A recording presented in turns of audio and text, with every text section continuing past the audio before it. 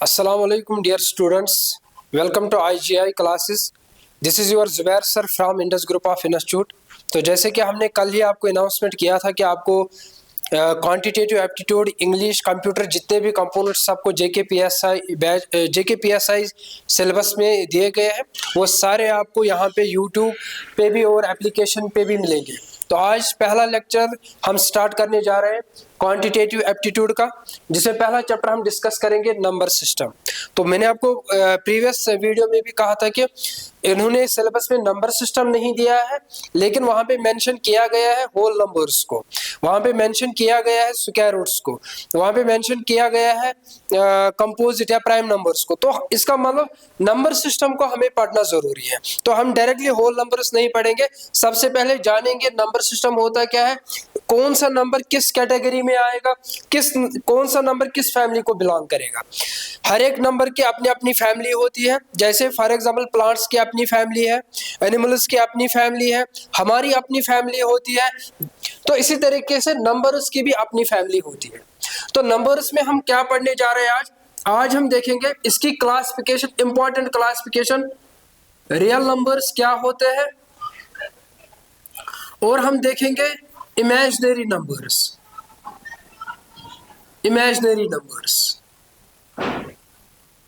उसके बाद हम देखेंगे रैशनल नंबर्स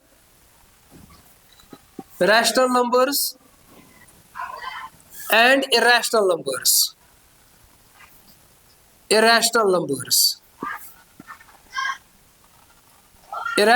नंबर्स के बाद हम डिस्कस करेंगे इंटीजर्स, पॉजिटिव एंड नेगेटिव, और उसके बाद हम देखेंगे whole numbers and natural numbers.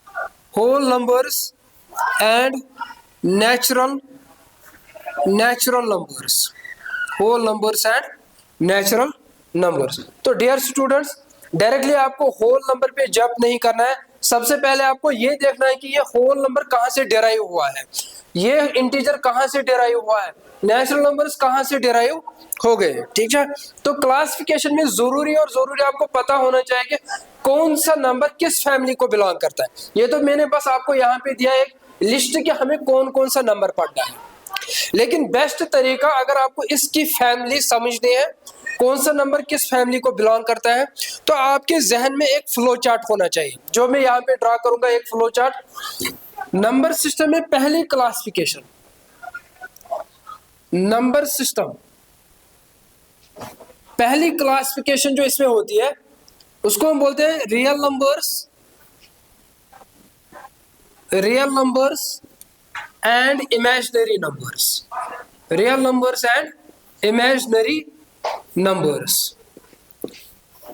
पहली क्लासिफिकेशन, नंबर सिस्टम की पहली क्लासिफिकेशन को अगर हम देखेंगे real numbers and imaginary numbers, लेकिन आपको इस साइड पढ़ना है। रियल नंबर में जितने भी नंबर्स है वो सारे पढ़ने हैं, इमेजिनरी नंबर्स आपके सिलेबस में नहीं है, लेकिन फिर भी एटलीस्ट थोड़ा सा कंसेप्ट होना चाहिए आपके पास इमेजिनरी नंबर्स क्या होते हैं। अब देखो डियर स्टूडेंट्स, इमेजिनरी नंबर्स कौन से नंबर्स होते हैं, वो नंबर्स जिनको हम एक नंबर लाइन पे रिप्रेजेंट नहीं कर सकते, which can't be represented on A number line. Basic definition है इमेजिनरी नंबर्स की, क्या, जिनको हम नंबर लाइन पे शो नहीं कर सकते। दूसरा इंपॉर्टेंट जो आपको पता होना चाहिए, जितने भी हमारे पास नेगेटिव नंबर्स है, जैसे -7 हमारे पास नेगेटिव नंबर है, -4 हमारे पास नेगेटिव नंबर है, -10 हमारे पास नेगेटिव नंबर है। तो जितने भी हमारे पास नेगेटिव नंबर्स होते हैं, ऑल नेगेटिव नंबर्स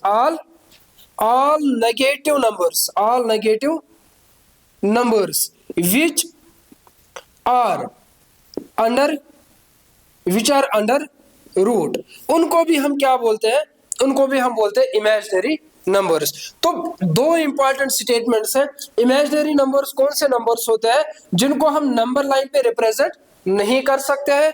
दूसरा स्टेटमेंट क्या है, जितने भी हमारे पास नेगेटिव नंबर्स है, अगर वो रूट के अंदर है, अगर वो रूट के अंदर है, तो हम इनको भी क्या बोलेंगे, ये भी हमारे पास इमेजिनरी नंबर्स है। तो डियर स्टूडेंट्स, अगर आपको चाहे फिर वो प्राइम नंबर हो चाहे कंपोजिट नंबर हो, कोई सा भी नेगेटिव नंबर अगर आपके पास हो और अगर उसके ऊपर रूट लगा हुआ हो, तो उसको हम कंसिडर क्या करते हैं, इमेजिनरी नंबर। तो अगर इसकी एग्जांपल हमें देखनी है, -7, -4, -10 एटसेट्रा। तो negative numbers, all negative numbers which are under root are also called as imaginary numbers. तो डियर स्टूडेंट्स, अब अगर मैं यहाँ पे आपको एक चीज बोलूंगा कि अंडर रूट ऑफ -7, क्या हम अंडर रूट ऑफ -7 को लिख सकते हैं under root of 7 into under root of -1? क्या मैं अंडर रूट ऑफ -7 को सेपरेट कर सकता हूं under root of 7 into under root of -1? बिल्कुल, यस। 7 1 जार 7 प्लस माइनस माइनस फिर से आपको वही वैल्यू मिलेगा। तो डियर स्टूडेंट्स, यहां पे जो आपके पास अंडर रूट ऑफ 7 आ गया, ये सबको पता होगा कि ये एक इरेशनल नंबर है जिसको हम सिंपलीफाई नहीं कर सकते हैं फिर वो नॉन टर्मिनेटिंग नंबर आपके पास आ जाएगा या फिर नॉन रिपीटिंग। अभी हम बस इतना समझेंगे कि रूट 7 को हमने सीधे ऐसे ही लिख लिया, लेकिन अब अगर हमारे पास यहाँ पे अंडर रूट ऑफ -1 है, इसको हम रिप्रेजेंट करते हैं आयोटा से, और अंडर रूट ऑफ -7 को हम फिर से लिख सकते हैं अंडर रूट ऑफ 7 आयोटा। तो यहाँ पे जो मैंने आई लिखा, आई को हम बोलते हैं iota. I stands for imaginary numbers and I stands for iota. तो आयोटा की ये एक इमेजिनरी नंबर्स की ये भी सिंबल है। अगर आपको कभी भी ये नंबर दिख जाएगा, अगर कभी भी आपको आयोटा दिखेगा, तो आप समझ लेना वो भी क्या होता है हमारे पास, इमेजिनरी नंबर्स। पहला स्टेटमेंट, इनको हम नंबर लाइन पे नहीं दिखा सकते। दूसरा स्टेटमेंट, जितने भी हमारे पास नेगेटिव नंबर्स होते हैं, अगर उनके ऊपर रूट होगा, तो उनको भी हम कंसिडर क्या करेंगे, इमेजिनरी नंबर्स। तीसरा स्टेटमेंट, अगर कभी भी किसी भी नंबर के साथ आई लिखा होगा, तो उसको भी हम कंसिडर क्या करेंगे, इमेजिनरी नंबर। लेकिन यहाँ पे अब जरूरी नहीं है कि अगर आयोटा है तो फिर रूट जरूरी नहीं है। हाँ, किसी नंबर के साथ रूट आपको मिलेगा, किसी नंबर के साथ नहीं मिलेगा।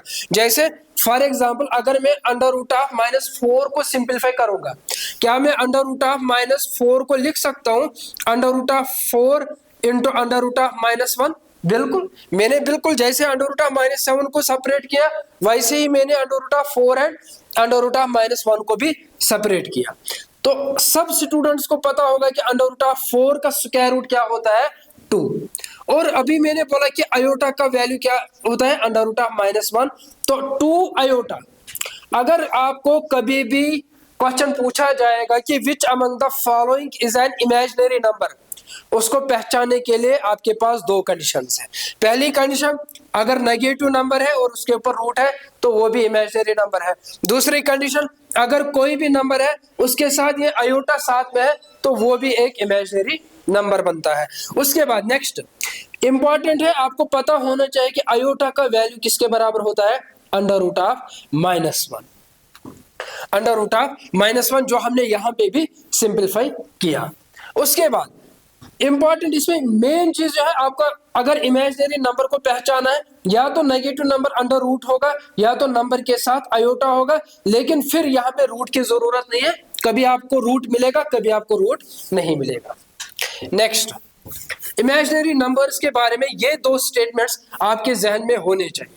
आपके सिलेबस में नहीं है, लेकिन फिर भी एटलीस्ट इमेजिनरी नंबर्स पे क्वेश्चन बनता है कि आयोटा का वैल्यू क्या है, iota square. Next, for example, अगर आपको पूछा जाएगा कि find the value of iota, अब देखो ध्यान से, आयोटा आपके पास है under root of -1, iota square का वैल्यू क्या हो सकता है?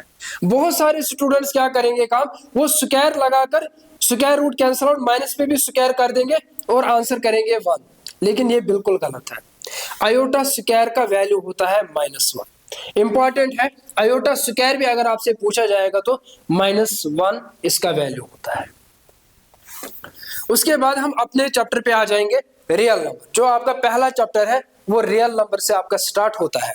अब देखो डियर स्टूडेंट्स, रियल नंबर में अपनी एक क्लासिफिकेशन है। पहली क्लासिफिकेशन क्या है, या तो रियल नंबर क्या हो सकता है, रैशनल नंबर, रैशनल नंबर्स, या फिर रियल नंबर क्या हो सकते हैं हमारे पास, इर्रेशनल नंबर्स, इर्रेशनल नंबर्स। एक स्टेटमेंट मैं आपको दूंगा जो आजकल पूछा जाता है एग्जाम्स में। अगर मैं यहां पे एक स्टेटमेंट लिखूंगा, पहला statement, all imaginary numbers are real numbers, are real numbers. दूसरा statement, some imaginary numbers are real numbers. All imaginary numbers are real numbers, some imaginary numbers are real numbers. हमने दो स्टेटमेंट लिखे, सारे imaginary numbers क्या है, real numbers, कुछ imaginary numbers क्या है, रियल नंबर्स। दोनों फॉल्स है, दोनों क्या है, दोनों फॉल्स है, क्योंकि ये इस फैमिली से बिल्कुल भी डिराइव नहीं हुआ है। ये इमेजिनरी नंबर किससे डिराइव हुआ है, नंबर सिस्टम से। ये इसकी फैमिली है ही नहीं, तो हम इनके बीच में क्या रिलेशन दिखा सकते हैं, तो इसीलिए ये दोनों स्टेटमेंट क्या है, फॉल्स है। नेक्स्ट, अब अगर हम रियल नंबर की बात करेंगे, फॉर एग्जांपल, क्या रियल नंबर -2 है, बिल्कुल यस, रियल नंबर है ये। क्या 3 रियल नंबर है, बिल्कुल यस, 3 भी एक रियल नंबर है। क्या 1/2 रियल नंबर है, यस, 1/2 भी एक रियल नंबर है। क्या 2.5 रियल नंबर है, यस, ये भी एक रियल नंबर है। क्या √5 रियल नंबर है, बिल्कुल यस, ये भी एक रियल नंबर है। तो रियल नंबर्स फिर क्या होते हैं, जो भी हमारे पास नंबर्स है, चाहे आपके पास रैशनल हो, चाहे आपके पास पॉजिटिव इंटीजर हो, चाहे आपके पास नेगेटिव इंटीजर हो, चाहे आपके पास डेसिमल हो, चाहे आपके पास √5 हो, ये सारे के सारे हम क्या कंसिडर करते हैं, ये सारे के सारे क्या है, रियल नंबर्स। तो डियर स्टूडेंट्स, जितने भी नंबर्स हैं एक्सक्लूडिंग इमेजिनरी नंबर्स की अपनी फैमिली, अपनी दुनिया है, इनको बिल्कुल भी हम रियल नंबर्स में इंक्लूड नहीं कर सकते हैं। रियल नंबर्स की अपनी दुनिया, ये इससे बिल्कुल भी रिलेटेड नहीं है, और इसकी बिल्कुल भी इसके साथ रिलेशनशिप नहीं है, इनकी आपस में बिल्कुल भी रिलेशनशिप नहीं। हाँ, एक जगह आपको इनकी रिलेशनशिप मिलेगी जब हम पढ़ेंगे कॉम्प्लेक्स नंबर्स। कॉम्प्लेक्स नंबर्स क्या होता है, combination of real number and imaginary number. हम इसको लिख सकते हैं a plus minus iota b। a यहाँ पे होता है हमारे पास रियल पार्ट, और आयोटा b होता है हमारे पास इमेजिनरी पार्ट। यहाँ पे आपको इनकी रिलेशनशिप मिलती है और कहीं पे भी नहीं। तो रियल नंबर्स में पहली क्लासिफिकेशन क्या है, रैशनल एंड इरेशनल नंबर। और सब स्टूडेंट्स को पता होगा कि एक बेसिक डेफिनेशन है हमारे पास, रैशनल नंबर्स क्या होता है, which are in the form of p/q। Important है, which are in the form of p/q and q should not be equal to 0। एक कंडीशन इन्होंने दी है रैशनल नंबर्स पे। p/q मुझे समझ आता है कि p/q मतलब 1/2 रैशनल नंबर है, p/q फॉर्म में है, and q should not be equal to 0, ये कंडीशन हमें डिस्कस करनी है। अब अगर हम इसके अगेंस्ट जाएंगे, हम बोलेंगे चलो ठीक है, q को हम 0 के बराबर कर देंगे तो क्या फर्क पड़ेगा इस पे। फॉर एग्जाम्पल, अगर हमें इन्होंने डिफिनेशन दी है, rational numbers are those numbers which are in the form of p/q and q should not be equal to 0, लेकिन हम यहां से बोलेंगे अगर q बराबर होता 0, फॉर एग्जाम्पल अगर q इक्वल टू 0 हम करेंगे तो इस पे क्या फर्क पड़ेगा। फॉर एग्जाम्पल, अब अगर कोई सा भी नंबर हम लिखेंगे 1/2, क्या ये p/q फॉर्म में है, बिल्कुल यस। क्या q should not be equal to 0, 2 is not equal to 0, therefore हम इसको कंसिडर करेंगे ये एक रैशनल नंबर है। लेकिन अगर मैं यहां पे लिखूंगा 1/0, हमारे पास दो नंबर्स होते हैं 0/1, इंपॉर्टेंट है, इसको नोट करके रख लेना। एक होता है हमारे पास 1/0, दूसरा होता है हमारे पास 0/1।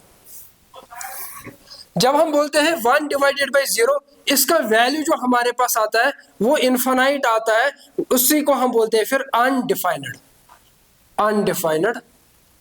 वैल्यू। अब अगर हम यहाँ पे q 0 के बराबर कर देंगे तो वैल्यू जो आ जाएगा उसको हम डिफाइन नहीं कर पाएंगे, इसीलिए यहाँ पे एक कंडीशन है q should not be equal to 0। अगर q 0 के बराबर हो गया तो उसको उस जो वहां पे वैल्यू हमें मिलता है वो अनडिफाइंड होता है, या फिर वो हमारे पास वैल्यू होता है इन्फिनिटी। और 0/1 इसका वैल्यू होता है बराबर 0। दोनों के बीच में आपको डिफरेंस पता होना चाहिए, 1/0 and 0/1। And why q should not be equal to 0। अगर हमने क्यू 0 के बराबर कर दिया तो ये वैल्यू किसके बराबर आ जाएगा, अनडिफाइंड या फिर इन्फिनिटी के बराबर आ जाएगा। ये इसकी एक बेसिक डिफिनीशन है कि रैशनल नंबर्स क्या होते हैं, which are in the form of p/q। Basic definition है। लेकिन असल में अगर रैशनल नंबर को हमें समझना है, इनको टर्मिनेटिंग एंड नॉन टर्मिनेटिंग से हम समझ सकते हैं, टर्मिनेटिंग एंड नॉन टर्मिनेटिंग। लेकिन पहले हम थोड़ी सी इसकी और क्लासिफिकेशन देखेंगे। अच्छा, इरेशनल नंबर्स कौन से होते हैं, which are not in the form of p/q, not in the form of p/q। ये p/q फॉर्म में नहीं होते हैं। लेकिन अब बहुत सारे स्टूडेंट्स बोलेंगे सर पाई फिर हम क्यों कंसिडर करते हैं, पाई का वैल्यू होता है 22/7, फिर भी हम कंसिडर करते हैं पाई 22/7 इरेशनल। लेकिन यहाँ पे हम रैशनल में पढ़ते हैं कि p/q फॉर्म में जो भी होगा उसको हम रैशनल कंसिडर करते हैं। यहाँ पे पाई को हम कंसिडर करते हैं इरेशनल, लेकिन पाई तो 22/7 है, ये भी p/q फॉर्म में है। q should not be equal to 0, 7 is not equal to 0, फिर भी हम इसको क्यों कंसिडर करते हैं, ये एक इरेशनल नंबर है। ये हम नेक्स्ट लेक्चर में समझेंगे। टर्मिनेटिंग एंड नॉन टर्मिनेटिंग में आपको बिल्कुल इसका प्रूफ मिलेगा कि पाई को क्यों कंसिडर किया जाता है, ये एक इरेशनल नंबर है। अब देखो ध्यान से, रैशनल नंबर्स की और एक क्लासिफिकेशन है। रैशनल नंबर इंटीजर्स भी हो सकते हैं, रैशनल नंबर डेसिमल्स भी हो सकते हैं या फिर फ्रैक्शंस जिनको हम बोलते हैं। रैशनल नंबर टर्मिनेटिंग भी हो सकता है, टर्मिनेटिंग नंबर्स भी हो सकता है, और rational number non terminating and non repeating numbers. अब देखो ध्यान से, इंपॉर्टेंट इसमें यही समझना आपको कि रैशनल नंबर की एक बेसिक डेफिनेशन है p/q, लेकिन असल में रैशनल नंबर्स क्या होते हैं ये आपको टर्मिनेटिंग में जरूरी समझना है कि असल में रैशनल नंबर्स कौन से होते हैं। अब देखो ध्यान से, टर्मिनेटिंग से पहले हमने यहाँ पे लिख लिया इंटीजर हमारे पास पॉजिटिव इंटीजर्स होते हैं, हमारे पास नेगेटिव इंटीजर्स होते हैं। एक होता है हमारे पास नेगेटिव इंटीजर्स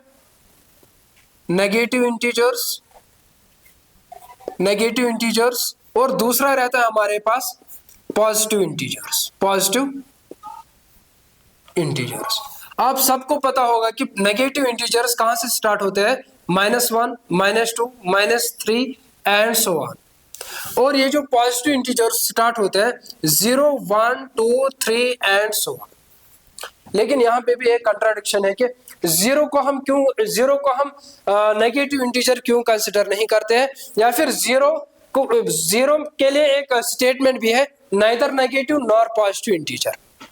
अब देखो ध्यान से, जब हम होल नंबर्स पढ़ते हैं, होल नंबर्स कहां से स्टार्ट होते हैं, 0 से, लेकिन होल नंबर्स की फैमिली कौन सी है, पॉजिटिव इंटीजर। इसीलिए हम कंसिडर जीरो को किस में कंसिडर करते हैं, पॉजिटिव इंटीजर्स में, क्योंकि जब हम पॉजिटिव इंटीजर्स की फैमिली को देखेंगे इसी में आपको होल नंबर मिलता है और इसी में आपको मिलेगा नेचुरल नंबर्स भी, whole numbers and natural numbers. यहाँ पे और एक स्टेटमेंट है जीरो के बारे में, जीरो को हम दोनों कंसिडर करते हैं, ये रियल नंबर भी है, और जीरो को हम ये भी कंसिडर करते हैं कि ये इमेजिनरी नंबर है। अब देखो ध्यान से, अगर मैं देखूंगा कि होल नंबर कहां से स्टार्ट होते हैं, 0, 1, 2, 3 and so on, natural number 1, 2, 3 and so on.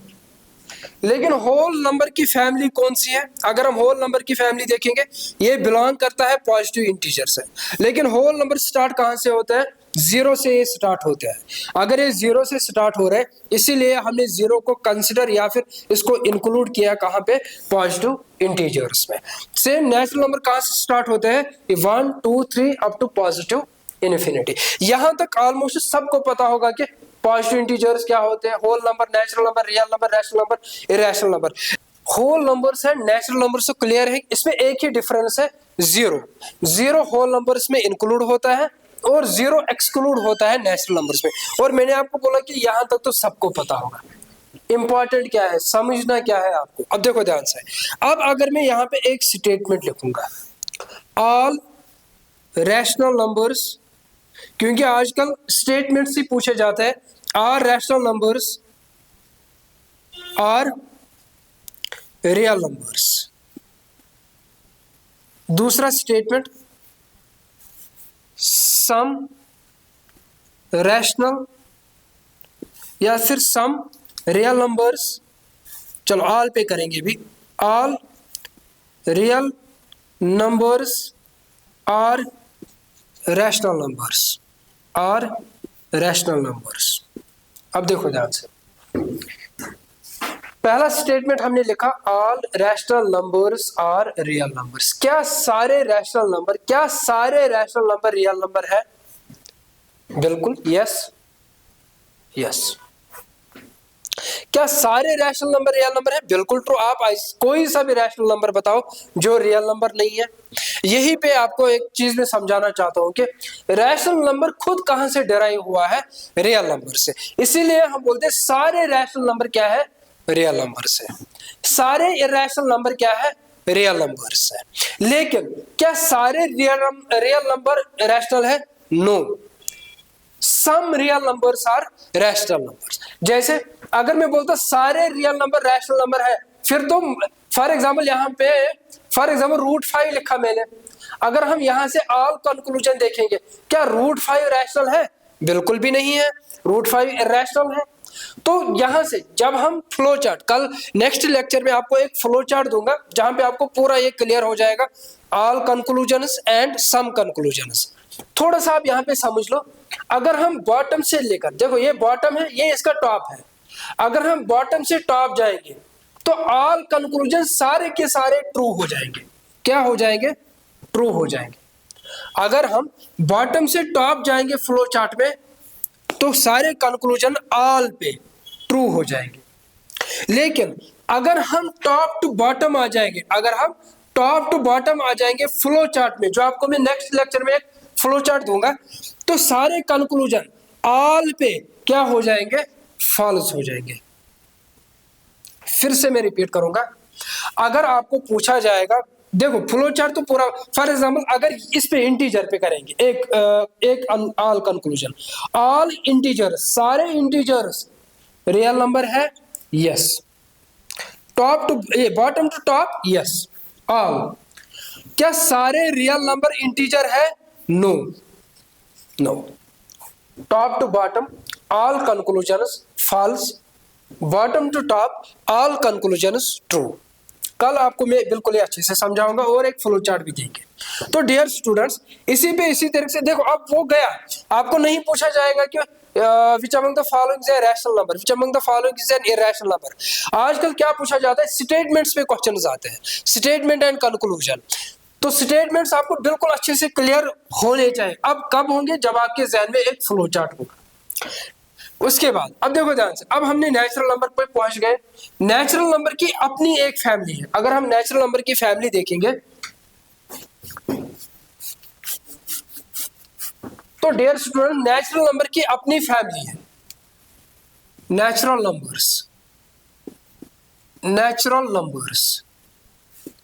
Numbers की कौन सी फैमिली है? इसमें एक क्लासिफिकेशन आती है जिसको हम बोलते हैं प्राइम नंबर्स, और दूसरे को हम बोलते हैं composite numbers. Composite numbers last classification है नंबर की। और बस इतने ही नंबर्स पता होने चाहिए आपको। रियल क्या होता है, इमेजिनरी क्या होता है, रैशनल क्या होते हैं, इरैशनल क्या होते हैं, पॉजिटिव इंटीजर कहां से स्टार्ट होते हैं, नेगेटिव कहां से स्टार्ट होते हैं, टर्मिनेटिव, नॉन टर्मिनेटिव हम नेक्स्ट लेक्चर में पढ़ने जा रहे हैं। उसके बाद आपको पता होना चाहिए होल नंबर, नेचुरल नंबर। उसके बाद पता होना चाहिए कि prime number and composite number. Last इसकी क्लासिफिकेशन यही है, prime numbers and composite numbers. अब यहां पे प्राइम नंबर्स, अब देखो ध्यान से, नेचुरल नंबर कहां से स्टार्ट होते हैं? 1 2 3 4 एंड सो। ये हमारे पास क्या है? Natural numbers. तो अगर मैं बोलूंगा कि सबसे पहले प्राइम नंबर की एक बेसिक डेफिनेशन क्या है, those numbers which have only two factors, which have, जिनको सिर्फ और सिर्फ कितने फैक्टर्स होते हैं, only two factors, only two factors, only two factors, only two factors. तो prime numbers are those numbers which have only two factors. यहां पे एटलीस्ट की बात ही नहीं है, यहां पे इसे स्ट्रिक्ट एक कंडीशन दी है हमें, ओनली टू फैक्टर्स, सिर्फ और सिर्फ दो ही फैक्टर होने चाहिए उस प्राइम नंबर के।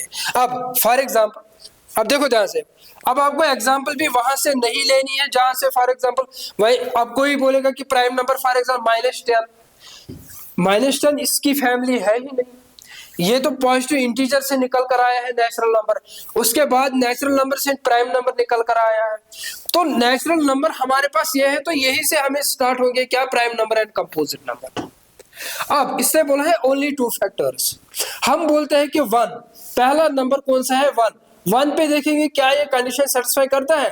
1 का कौन कौन सा फैक्टर है, फैक्टर मतलब इस नंबर को कौन कौन डिवाइड करेगा, इस नंबर को कौन कौन डिवाइड करेगा। अगर मैं आपसे बोलूंगा कि 1 को कौन कौन डिवाइड करेगा, आप बोलोगे सर इसका तो सिर्फ 1 ही है, इसको तो बस 1 ही डिवाइड कर सकता है, वो खुद ही है, तो इसके पास सिर्फ एक ही फैक्टर है, तो क्या 1 प्राइम नंबर है, नहीं, 1 प्राइम नंबर नहीं है, तो 1 प्राइम नंबर नहीं है। उसके बाद आ जाएंगे 2 पे, हम देखेंगे 2 के फैक्टर्स, 2 को कौन कौन डिवाइड करेगा, 2 को 1 डिवाइड करेगा, 2 को खुद 2 डिवाइड करेगा। तो हमने भी क्या लिखा, ओनली 2 फैक्टर्स, वो दो फैक्टर्स कौन होते, 1 एंड इटसेल्फ, 1 एंड इटसेल्फ। तो प्राइम नंबर्स के सिर्फ 2 फैक्टर्स होते हैं लोग, लेकिन कौन से 2 फैक्टर्स, 1 एंड इटसेल्फ। और 1 के लिए हम पढ़ते हैं कि 1 एक यूनिवर्सल फैक्टर है, 1 क्या है, यूनिवर्सल फैक्टर है जो हर एक नंबर को क्या काम करता है, डिवाइड करता है। 1 को इसीलिए बोला जाता है यूनिवर्सल फैक्टर क्योंकि ये हर एक नंबर को डिवाइड करता है। अब देखो ध्यान से, prime numbers only 2 factors, 1 and itself. अब देखेंगे 2 क्या प्राइम नंबर है, 2 के पास 1 फैक्टर है और खुद है, इटसेल्फ भी है, बस उसके बाद कोई भी 2 को डिवाइड नहीं कर सकता। हाँ 2 को कर सकता है डिवाइड, 3 कर सकते हैं, लेकिन आंसर जो आ जाएगा वो हमें डेसिमल्स में आ जाएगा, 0 पॉइंट समथिंग आंसर आ जाएगा, 0.6 आंसर आ सकता है। लेकिन हमें यहाँ पे फैक्टर जो भी होगा वो इसको एग्जैक्टली डिवाइड करना चाहिए, हमें डेसिमल्स में आंसर नहीं चाहिए, प्राइम नंबर को डेसिमल में आंसर नहीं चाहिए, कोशेंट हमें डेसिमल में नहीं चाहिए, हमें क्या चाहिए, exact quotient. 2 divided by 1 2, 2 divided by 2 1, तो 2 को हम कंसिडर करते हैं क्या, प्राइम नंबर। तो अगर मुझे इसकी एग्जांपल देखनी होगी, प्राइम नंबर्स की एग्जांपल देखनी होगी, 2, उसके बाद 3, उसके बाद 5, उसके बाद 7 एंड सो ऑन। तो ये सारे कौन से है, प्राइम नंबर्स है।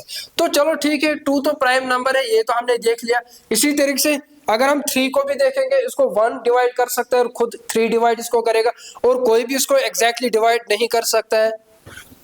5 7, तो 2 अगर मैं देखूंगा यहाँ पे, 2 के लिए 2 इंपॉर्टेंट फैक्ट्स है। पहला फैक्ट क्या है, 2 को हम बोलते हैं smallest prime number, smallest prime number.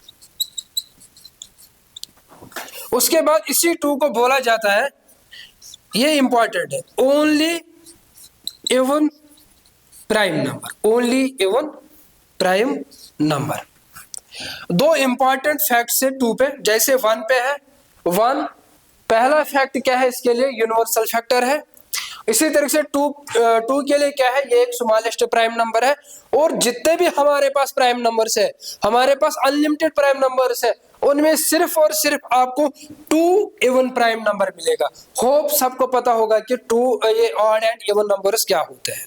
हम वो डिविजिबिलिटी रूल में भी सीखेंगे, लेकिन फिर भी एटलीस्ट इतना आपको पता होना चाहिए कि 2 इवन नंबर है, और ये प्राइम नंबर जितने भी हमारे पास है उसमें सिर्फ एक ही इवन प्राइम नंबर है, वो है 2, और कोई भी नहीं है। उसके बाद बाकी 3 5 7 and so on.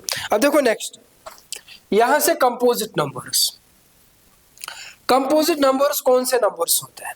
Which have at least, condition पे आपको ध्यान देना है, which have at least 3 factors, which have at least 3 factors, जिनके पास कम से कम 3 फैक्टर्स होंगे।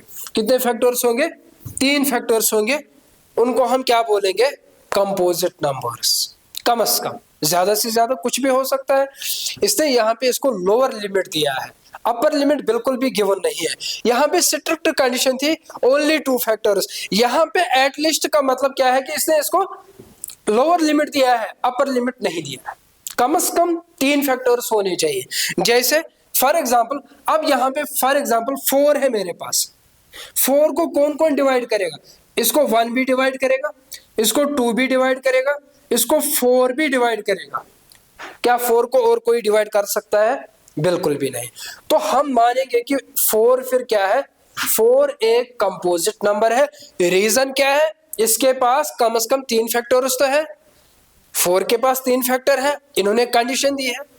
उसके बाद नेक्स्ट फॉर एग्जांपल 8, क्या 8 एक प्राइम नंबर, कंपोजिट नंबर है? देखेंगे 8 को 1 डिवाइड करेगा, 8 को 2 भी डिवाइड करेगा, 8 को 4 भी डिवाइड करेगा, 8 को 8 भी डिवाइड करेगा। अब यहाँ पे मसला है, इसके पास कितने फैक्टर्स आ गए? इसके पास 4 फैक्टर्स आ गए। फिर भी मैं कंसीडर कर रहा हूं 6, 8, 9 एंड सो ऑन, ये सारे मैं कंसीडर करता हूं कि ये कंपोजिट नंबर है। अब देखो ध्यान से, इसने यहाँ पे कंडीशन इंपॉर्टेंट है, एटलीस्ट, कम से कम। ज्यादा से ज्यादा इसके पास कुछ भी हो सकता है, 10 फैक्टर्स भी हो सकते हैं, 100 फैक्टर्स भी हो सकते हैं, 1000 नंबर ऑफ फैक्टर्स भी हो सकते हैं। इसके लिए बेस्ट एग्जांपल है, जैसे फॉर एग्जांपल आपके पेरेंट्स ने कहा है कि आपका एग्जाम है, आपको 80% लाना है। ये उनकी कंडीशन है, लोअर लिमिट उन्होंने आपको दिया है। अगर आपने 80% लाया है तो आप घर के अंदर आ सकते हो। अब कोई स्टूडेंट इसमें क्या काम कर रहा है? उसने 80% स्कोर किया है, क्या उसको घर के अंदर आने देंगे? बिल्कुल उसको आने देंगे, क्योंकि कंडीशन यही थी कि कम से कम 80%।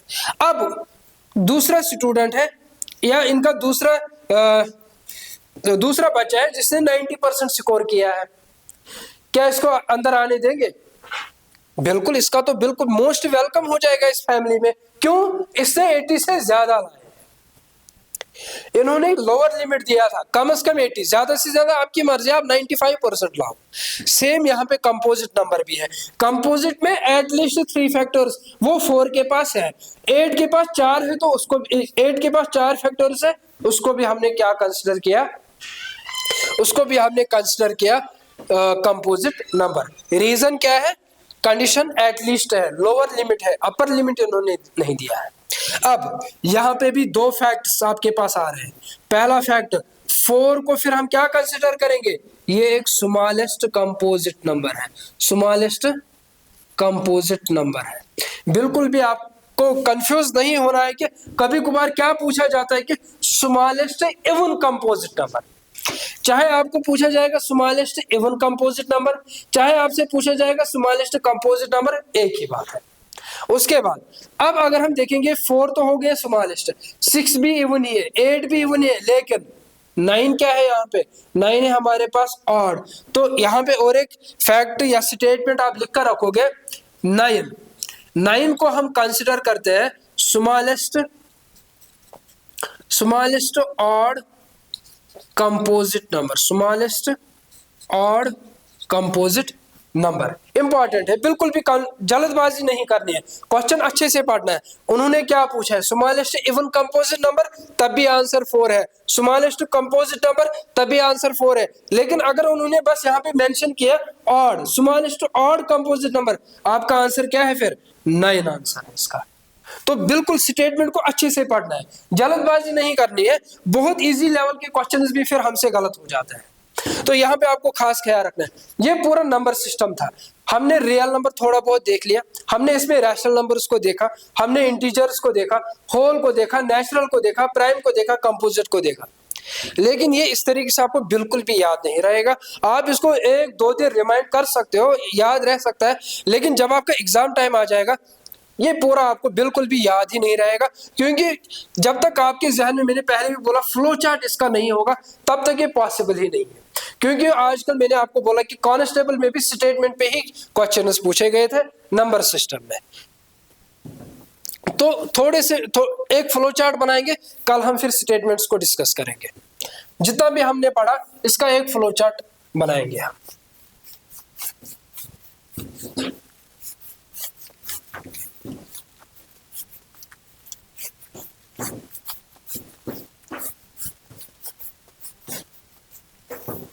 अब देखो डियर स्टूडेंट्स, हमने पढ़ा नंबर सिस्टम। नंबर सिस्टम में सबसे पहली क्लासिफिकेशन क्या थी हमारे पास? Real numbers, imaginary numbers. Imaginary numbers. उसके बाद हमने इसकी क्लासिफिकेशन को देखा। रियल नंबर में हमारे पास आता है rational numbers, rational numbers and irrational numbers, and irrational numbers. उसके बाद हमने रैशनल नंबर में क्लासिफिकेशन देखा था। रैशनल नंबर्स में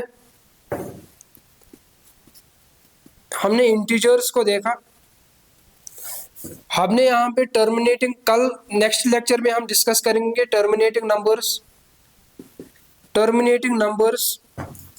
उसके बाद हमने पढ़ा नॉन टर्मिनेटिंग नंबर्स, ये भी हम नेक्स्ट लेक्चर में डिस्कस करेंगे। Non terminating, non terminating, non repeating, non repeating numbers. उसके बाद हमने पढ़ा इंटीजर्स में और एक classification, negative integers, positive integers. Positive integer पे और एक क्लासिफिकेशन को हमने देखा, whole number, whole numbers and natural numbers, natural numbers. उसके बाद नेचुरल नंबर में हमने और एक क्लासिफिकेशन को देखा, prime numbers, prime numbers and composite numbers, and composite numbers. तो ये एक फ्लो चार्ट आपके जहन में होना चाहिए, क्योंकि जब आपको ये जहन में रहेगा तभी हम कंक्लूजन्स को डिस्कस कर सकते हैं, ऑल और सम कंक्लूजन्स।